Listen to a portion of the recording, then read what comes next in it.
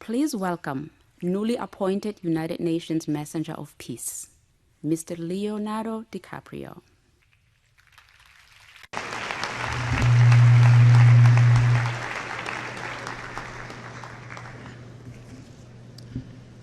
Thank you, Mr. Secretary General, Your Excellencies, ladies and gentlemen, and distinguished guests. I am honored to be here today.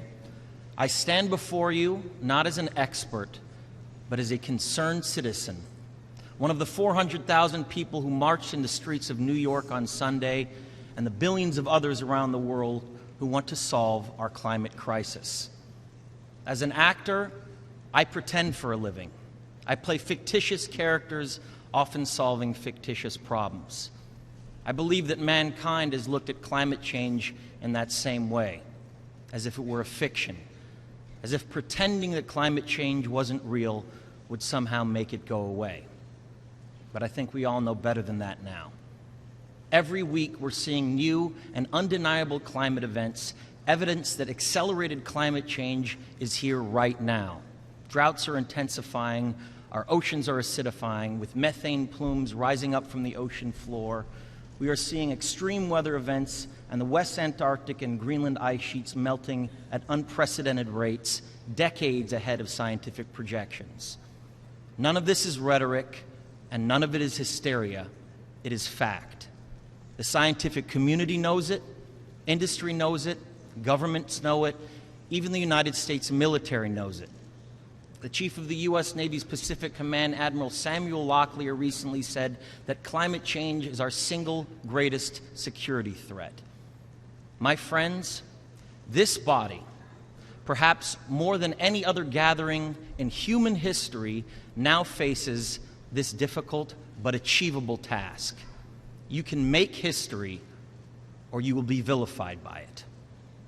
To be clear, this is not about just telling people to change their light bulbs or to buy a hybrid car.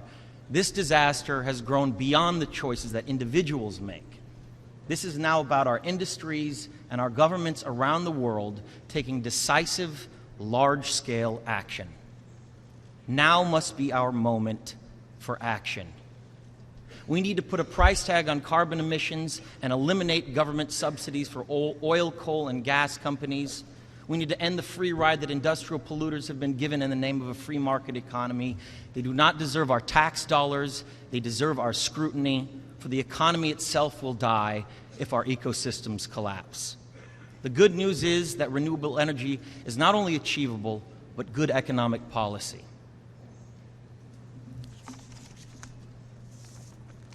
This is not a partisan debate. It is a human one. Clean air and a livable climate are inalienable human rights. And solving this crisis is not a question of politics, it is a question of our own survival. This is the most urgent of times and the most urgent of messages. Honored delegates, leaders of the world, I pretend for a living, but you do not. The people made their voices heard on Sunday around the world, and the momentum will not stop. But now it is your turn.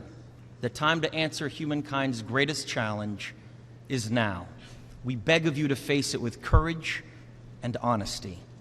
Thank you.